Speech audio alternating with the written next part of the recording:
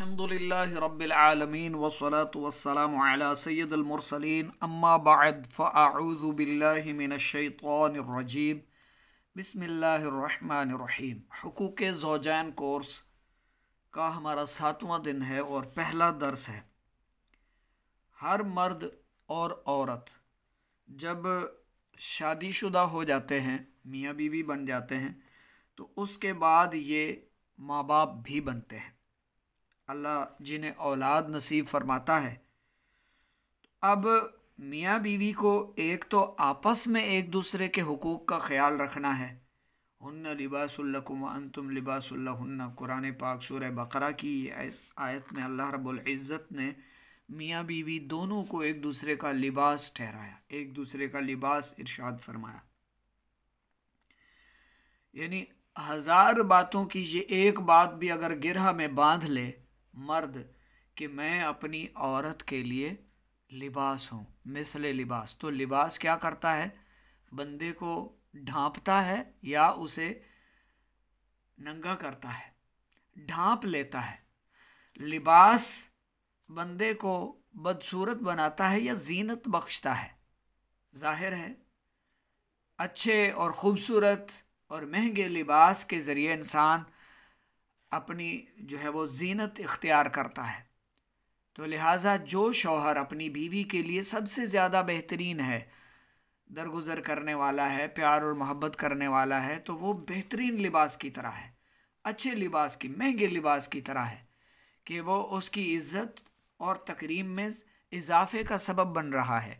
इसी तरह जो बीवी अपने शौहर के बारे में कुरान की सिर्फ इस एक आयत को भी जहन में रख ले कि मैं शादी के बाद अब मैं अपने शौहर के लिए मिसले लिबास हूँ, कि मैंने अपने शौहर के उयूब ज़ाहिर नहीं करने, किसी तरह की भी उसको अजियत नहीं पहुँचानी, अपने शौहर का दिल खुश रखना है।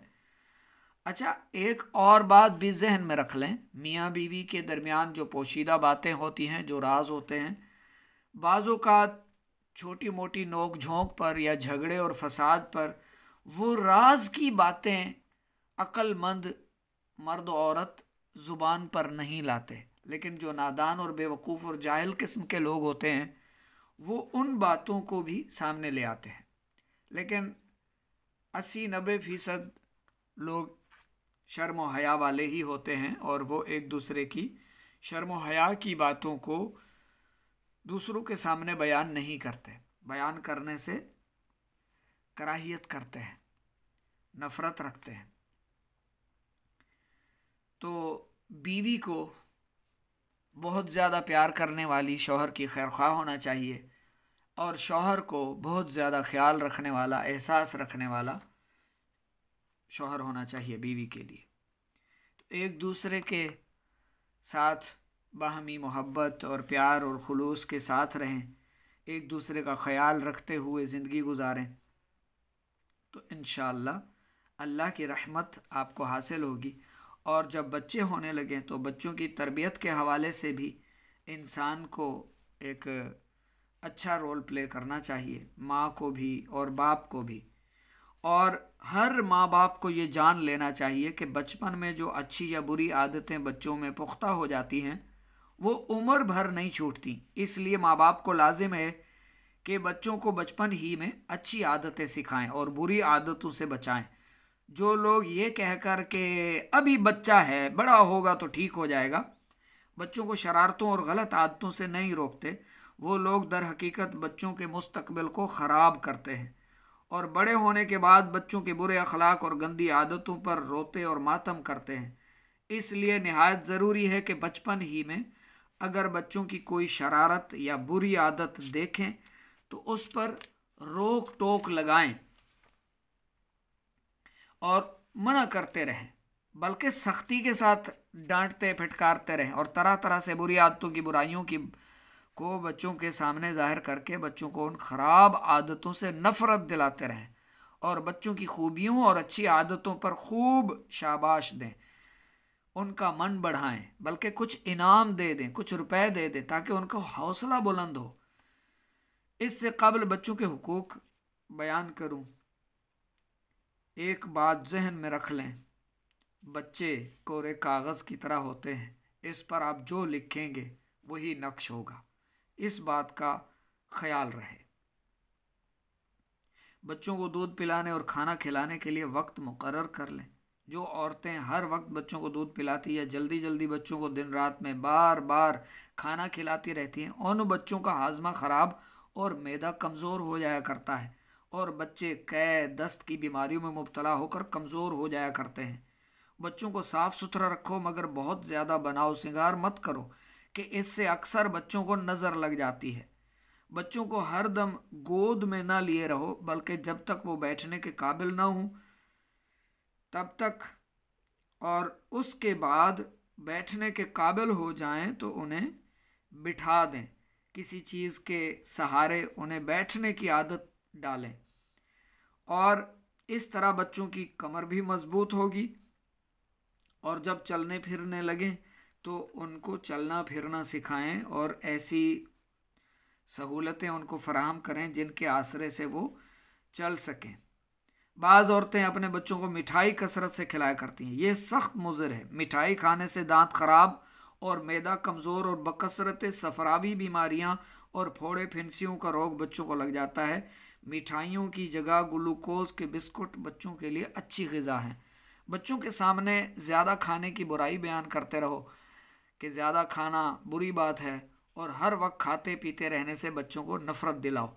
मसलन यूँ कहा करो कि जो ज़्यादा खाता है वो जंगली है, बद्दू है, जाहिल होता है, और हर वक्त खाते पीते रहना ये बंदरों की आदत है, जानवरों की आदत है। हम इंसान हैं, हमने अपने मैदे को जो ग़िज़ा पहुँचाई है वो उसको टाइम देना है हज़म करने के लिए, उसको वक्त देना है। बच्चों की हर ज़िद पूरी मत करो, क्योंकि इससे बच्चों का मिजाज बिगड़ जाता है और वो ज़िद्दी हो जाते हैं और ये आदत उम्र भर फिर नहीं छूटती। बच्चों के हाथ से फ़कीरों को खाना और पैसा दिलाया करो। इस तरह बच्चों को तरबियत हासिल होगी, सखावत की आदत बनेगी। बच्चों को दूसरों से चीज़ें मांगने से मना किया करो, बल्कि दूसरों की हेल्प करने की आदत डलवाओ और बच्चों को कुछ ना कुछ दूसरों के लिए भी देकर भेजा करो। कभी कभार, यानी जैसे बच्चों को आप अपने लिए उसको 10-20 रुपए खर्चे के देते हो, 50 रुपए 10-10 के करके अपने जो क्लास फेलोज़ हैं उस क्लास में जो गरीब बच्चे होते हैं उनको 10-10 रुपए पेश करने, गिफ्ट के तौर पर देने की आदत डलवाओ। इस तरह स्कूल कॉलेज क्लास में भी आपके बच्चों के आस पड़ोस में काफ़ी अच्छे लोग और गरीब, वफादार और मोहब्बत करने वाले उसके दोस्त बन जाएंगे। किसी से भी लालच और गर्ज न रखे, बच्चे का ये जहन बनाए, और किसी को भी देते हुए उस पर एहसान न रखे, ये भी जहन बनाए कि जब भी किसी को कुछ दें अल्लाह की रज़ा हासिल करने के लिए दें। ठीक है, जब भी किसी को कुछ पेश करें गोया आप अल्लाह को पेश कर रहे हैं, और वापसी भी यानी उसका अजर भी, उसका सिला भी अल्लाह ही से चाहें, न कि उन बच्चों से वो तवज्जो करता रहे कि जो बच्चा मुझे ज़रूरत पड़ने पर स्याही दवात देता है, कलम देता है, पेन पेंसिल देता है, तो मैं उसके साथ हेल्प करूँगा, बाकी किसी के साथ नहीं। ये तो खुद गर्जी है, मतलब परस्ती है। ऐसी आदत बच्चों को हरगिज़ ना डालने दें, बल्कि वो जो भी करें अल्लाह की रज़ा के लिए करें।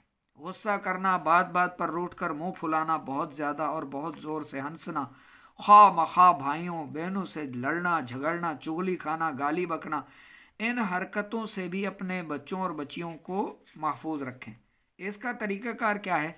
जब कोई छोटी आपकी बेटी आपकी दूसरी बेटी के बारे में कोई बात बताए तो सब के सामने उसको डांट दें, खबरदार ये चुगली है बेटा, किसी की बात किसी को नहीं करते, लेकिन एहतियात के तौर पर उसे तन्हाई में फिर वो सारे माजरे की खबर बाप और माँ ले ले, ताकि वो मुमकिन है कोई ऐसी बात करना चाह रही हो जिससे उसकी दूसरी बहन या भाई की इस्लाह की ज़रूरत हो, लेकिन तन्हाई में सबके सामने उसको डांट देना है कि आपने ये काम नहीं करना, किसी की चुगली नहीं करनी।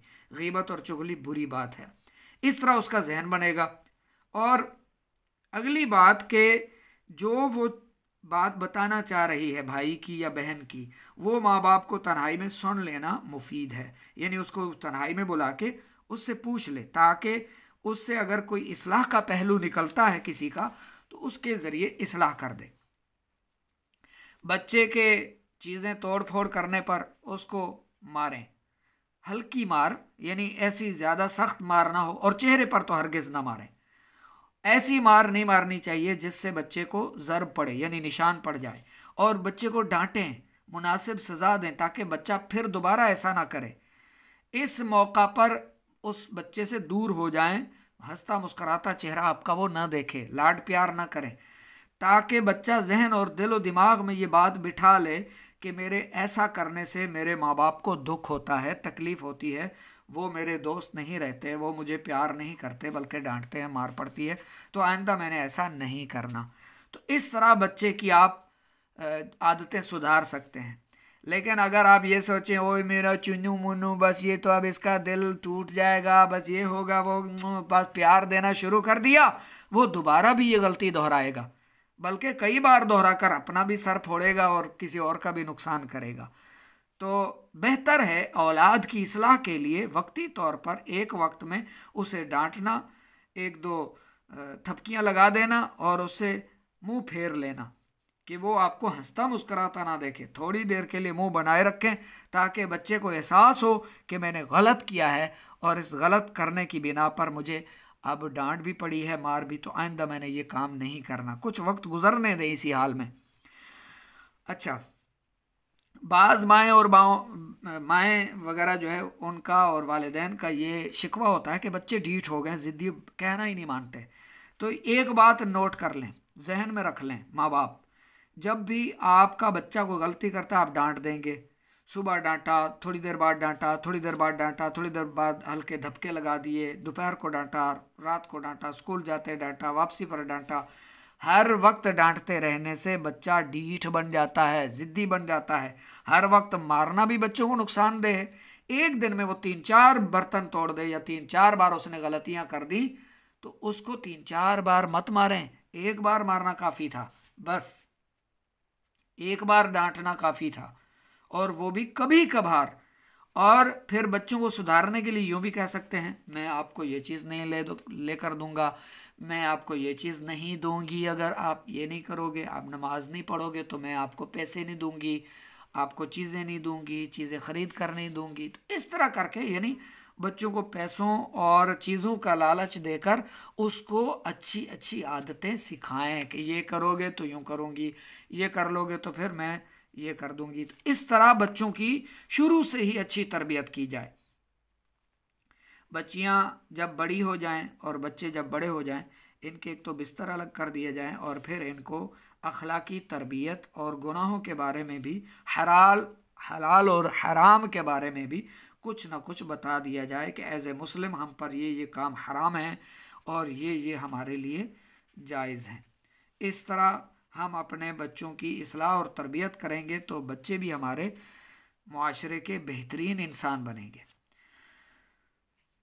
जो बहनें 8, 10, 12, 14 स्कूल, कॉलेज, यूनिवर्सिटियों में पढ़कर अब घरों में निकम्मी बैठी हैं, फारिग और फ्री बैठी हुई, कोई काम काज नहीं है, और वो ये समझती हैं कि वो अल्लाह ने उनको कोई बेकार बनाया है, बस खाने पीने के लिए हैं या पड़ी रहने के लिए या बस कंघे करने हैं और नहाना और बालों को संवारते रहना है और बस अपनी वो यानी बनाव सिंगार में लगे रहना है। ना उनकी शादियां हुई, यानी गैर शादीशुदा हैं, घरों में बैठ गई हैं, 2 हैं, 3 हैं, 4 हैं, घर में जितनी बहनें हैं, अब वो निकम्मी हैं, बिल्कुल फारिग हैं, और घर में उनके वालिद या भाई साहब मोबाइल यूज़ करते हैं, बल्कि वो खुद यूज़ कर रही होती हैं। एक तो बच्चियों को मोबाइल नहीं यूज़ करवाने देना चाहिए। सोशल मीडिया, ये नेट है, इंटरनेट, नेट पर तरह तरह के अधरंगे लिबास के साथ औरतें होती हैं, तरह तरह के बहुत सारी खुराफात हैं, बहुत सारी। तो औरतों और बच्चियों के पास तो मोबाइल नहीं होना चाहिए। बच्चों को भी अगर कोई वीडियो आपने लगा कर दी तो वो जो व्हाट्सएप के अंदर कोई बयान है, दर्स है, वो लगा कर दें। अपनी फेसबुक पर, यूट्यूब पर पासवर्ड डालें ताकि आपकी बच्चियां और बच्चे फेसबुक और यूट्यूब ना देखें। तो जो बहनें घरों में हैं और वो अगर मोबाइल यूज़ करती हैं, माँ बाप ने उनको दे दिया और टच मोबाइल रखती हैं अपने पास, तो खुदारा उन्हें चाहिए कि वो तजवीद व क़िरात कोर्स कर लें, नाजरा कुरान पाक सीख लें, क़िरात और तजवीद सीखने के बाद नाजरा कुरान पाक पढ़ लें, तर्जमा तफसीर कोर्स कर लें, फ़र्ज़ उलूम कोर्स कर लें।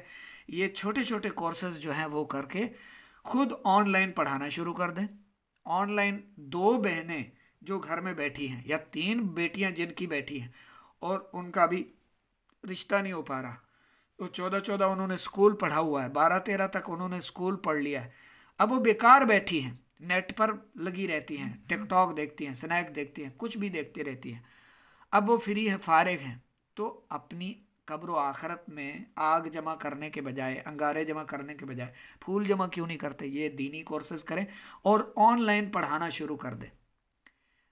आपको तजर्बा नहीं, मोस्ट वेलकम, मैं आपको सिखाऊंगा।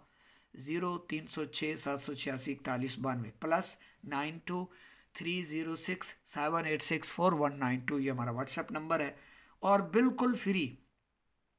आयशा ऑनलाइन कुरान एकेडमी बिल्कुल फ्री है, मुफ्त है, तमाम कोर्सेज फ्री है, किसी कोर्स की कोई फ़ीस नहीं है।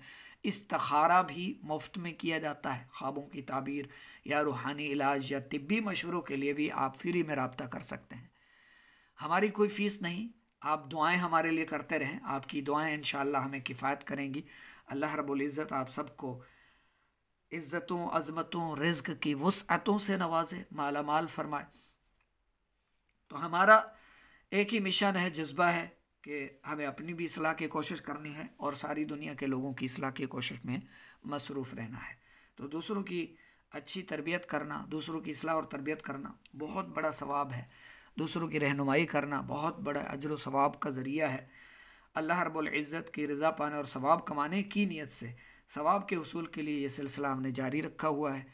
अल्लाह रब्बुल इज़्ज़त हमें इस्तिक़ामत बख्शे, दुआ फरमाया करें, और बहुत ज़्यादा तादाद है, अल्लाह रब्बुल इज़्ज़त हमारी मदद फरमाए कि हम इन तमाम कोर्सेज़ को पढ़ाने में, समझाने में बहन भाइयों को कामयाबी हासिल कर लें और सब बहन भाई सीख लें, तो वो बहनें सीख कर आगे पढ़ाने वाली बन जाएं। ऑनलाइन पढ़ाएं, बाकायदा फ़ीस लें आप, मुनासिब फ़ीस हो, जो जितनी फ़ीस पे कर सकते हैं उनसे उतना फ़ीस लें आप।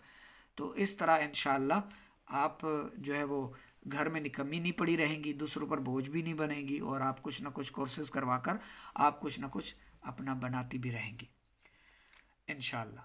तो हमारे कोर्सेज फ्री हैं, मेरी रिकॉर्डिंग कोई किसी को भेजकर उससे फ़ीस नहीं ले सकता, शरन भी उसके लिए जायज़ नहीं है कि वो किसी के भी लेक्चर, किसी और के भी लेक्चर किसी को भेजती रहे और उनसे फ़ीस वसूल करती रहे, ये शरन जायज़ नहीं है। यानी ये जो माल होगा, आमदनी होगी, ये हराम होगी, हलाल नहीं होगी, ठीक है, क्योंकि ये हमारी जो एकेडमी है ये फ्री है, बिल्कुल मुफ्त है। हाँ, अलबत्ता आप सीख कर जब दूसरों को सिखाते हैं तो उनसे अपने वक्त का आप इजारा तय कर सकते हैं, आप इजारा ले सकती हैं, बिल्कुल फ़ीसें ले सकते हैं। अल्लाह रब्बुल इज़्ज़त सबको जज्बा अता फ़रमाए और सबके रिज़्क़ में वुसअतें अता फ़रमाए।